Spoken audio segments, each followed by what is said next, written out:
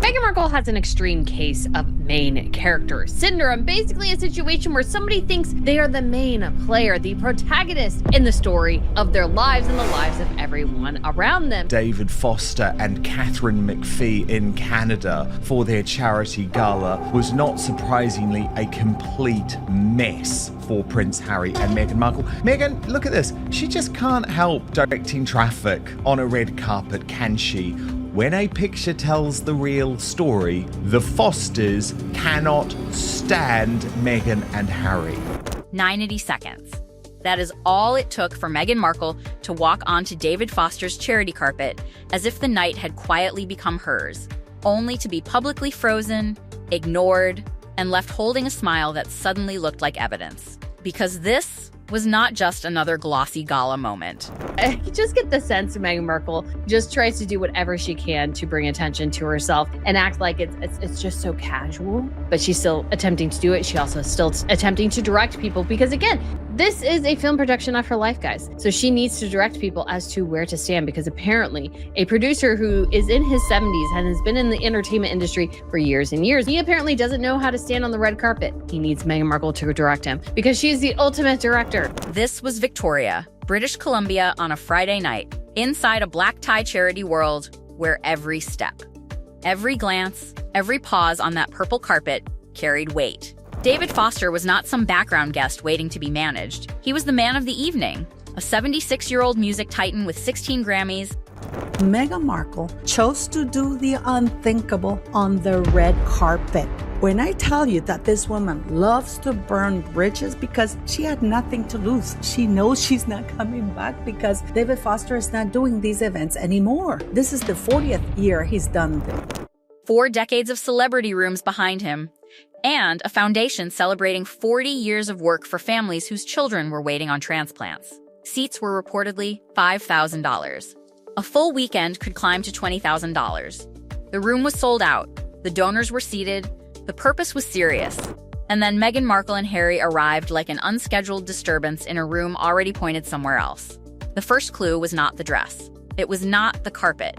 It was control. Within moments, Meghan Markle appeared to shift from guest to organizer, from attendee to producer, from supporter to the person shaping the visuals. The night belonged to David Foster, yet the footage behaved like Meghan Markle had arrived believing the frame belonged to her. There she was, arranging bodies for photographs, walking through a corridor of musicians while being filmed, pulling Harry into moments, laughing toward a lens, and remaining in the photo line after the usual polite guest moment should have ended. A guest attends. A guest supports. A guest clears the space when the host needs his own clean shot. But that is exactly where the mystery begins, because she did not seem to clear the space. She seemed to hold it. And then came the hand. The gesture, the small movement that exploded because it looked too familiar, too practiced, too revealing. Meghan Markle's arm came out, slightly across, slightly downward, indicating a place on the floor as if she were marking a position. Not greeting, not surrendering the moment. Staging, blocking, directing, every woman who has ever watched an awards night understands that gesture instantly. It is not the hand of someone being honored. It is the hand of someone telling another person where to stand. But this time, the person being silently placed was David Foster. On David Foster's own night, at David Foster's own charity gala, in the city where David Foster's entire hometown legacy was being celebrated. And David Foster did not play. No warm pause. No visible Duchess moment. No easy little celebrity exchange to save the frame. He walked straight past that outstretched hand, found his own position, and carried on as if the gesture had never existed. That was the rupture. That was the second the carpet stopped being polished publicity and became a power struggle. Meghan Markle had reached for control, and David Foster's response appeared brutally simple. Not tonight. Not here. Not on my carpet. And suddenly the smile had nowhere to go, because the cameras were still there, the room was watching, and the woman who seemed to be arranging the moment had just been arranged by silence. Watch the aftermath and the whole story changes. The hands go to the dress. That tiny adjustment becomes louder than any statement, because it looks like panic trying to disguise itself as poise. It recalls another public dodge, another moment when William reportedly adjusted his scarf rather than engage, another strange collision between Meghan Markle and a man refusing to give her the reaction the frame seemed to demand. Different continent, different man, same outcome. The public performance meets a wall, and suddenly fabric becomes the hiding place. The question becomes dangerous. How many powerful men have learned that the cleanest way to resist Meghan Markle on camera is not confrontation, but refusal? But the purple carpet was only the beginning. Inside, the clues multiplied. The corridor of pipers and drummers should have been a charming arrival moment. But it turned into something stranger. Meghan Markle giggled, turned toward the room, and announced that her husband loves bagpipes while Harry stood only 2 feet away. Harry, the one with the Scottish bloodline, the Balmoral summers, the royal military history, and the mouth to say it himself. Yet the sentence was taken from him and delivered in the third person, as if he had become a character in her narration. And someone was walking backward filming it, because even a corridor apparently had to become content. That is where the contradiction turns sharp. This is the couple that spent years speaking about privacy, intrusion, and the cruelty of cameras. Yet here was a camera following the walk from car to table, catching the giggle. The musicians. The arrival, the self-produced glow of a private evening, turned into personal footage. And when Harry began talking to the pipers himself, appearing genuinely engaged, Meghan Markle hovered near the frame, waiting for the attention to drift back. It looked less like support and more like a silent tug-of-war over who owned the moment.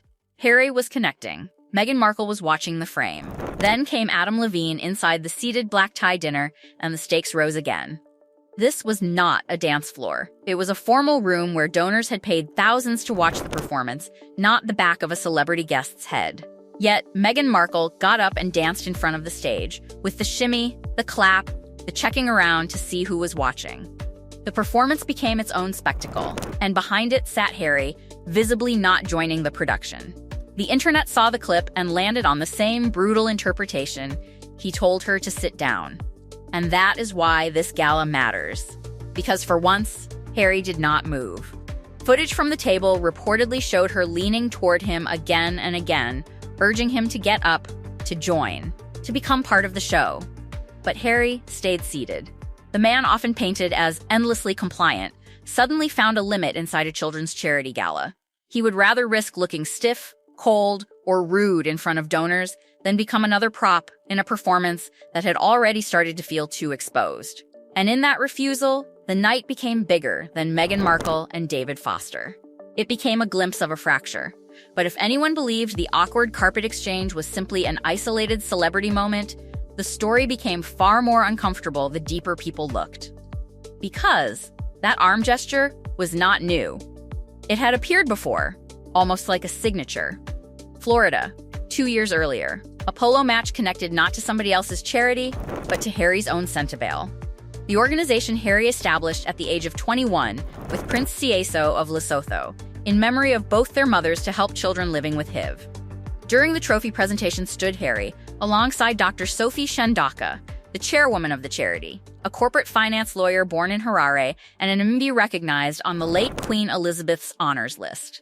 Then, Meghan Markle arrived. Once again, the arm extended. Once again, a position appeared to be indicated. The chairwoman reportedly found herself ducking beneath the trophy in front of donors simply to move where the unexpected direction seemed to demand. The optics alone became impossible to ignore because the same body language now appeared on 2 different continents, at 2 different charity events, involving 2 entirely different organizations. Suddenly, Victoria no longer looked like a misunderstanding. It looked like a recurring pattern. The fallout did not quietly disappear either.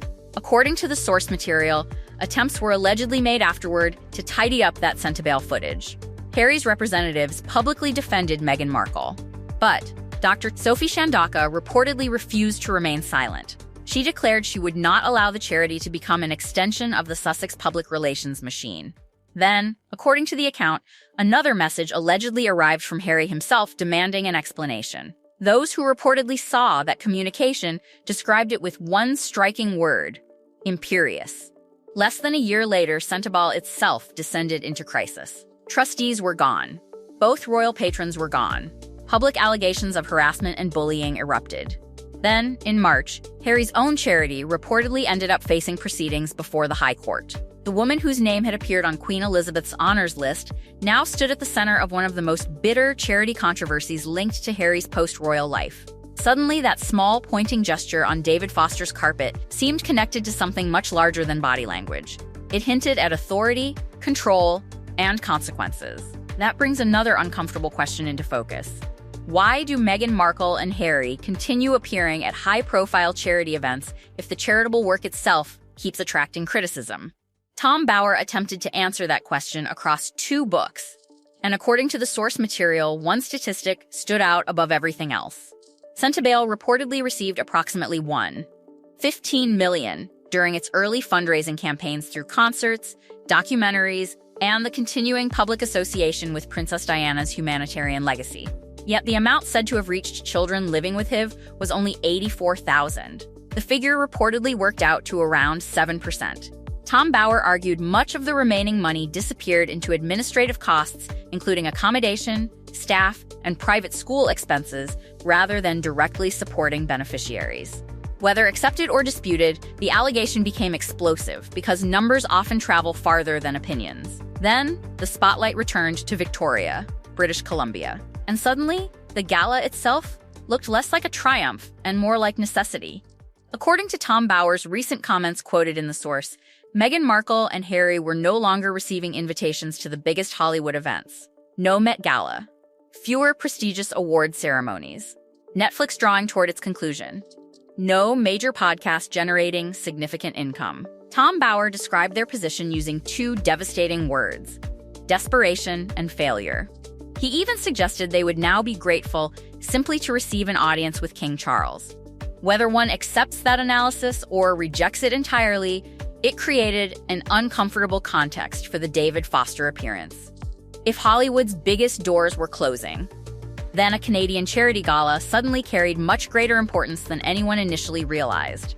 The final weekend details only intensified that perception.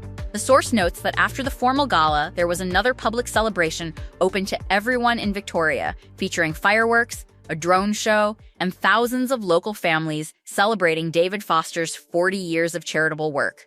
There were reportedly no photographs of Meghan Markle or Harry there, no confirmed appearances, no social media posts acknowledging that community gathering.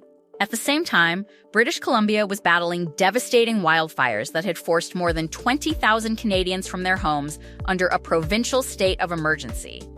Yet the social media content associated with the visit reportedly focused instead on a selfie, a corridor video, dessert, a Canadian flag emoji, and a red heart. There was reportedly no mention of the foundation, the transplant families, the reported $14.5 million raised, or the wildfire emergency affecting thousands. Then observers noticed something almost symbolic. Meghan Markle's own brand account appeared to have liked its own post. To critics, it became the perfect ending to an already uncomfortable weekend. That is why those 90 seconds refused to disappear. David Foster kept his position. Harry remained seated. The cameras captured every hesitation. Old charity controversies resurfaced. Tom Bower's accusations returned to the conversation. Questions about Hollywood, reputation, charity, and royal legacy all collided on one purple carpet in Victoria, British Columbia. By the time the weekend ended, the biggest mystery was no longer whether Meghan Markle had experienced an awkward public moment. It was whether the carefully managed image that carried Meghan Markle and Harry through years of headlines had finally begun colliding with rooms that were no longer willing to follow the script. And if that shift has truly begun, what happens the next time those doors open and someone simply chooses not to look their way at all?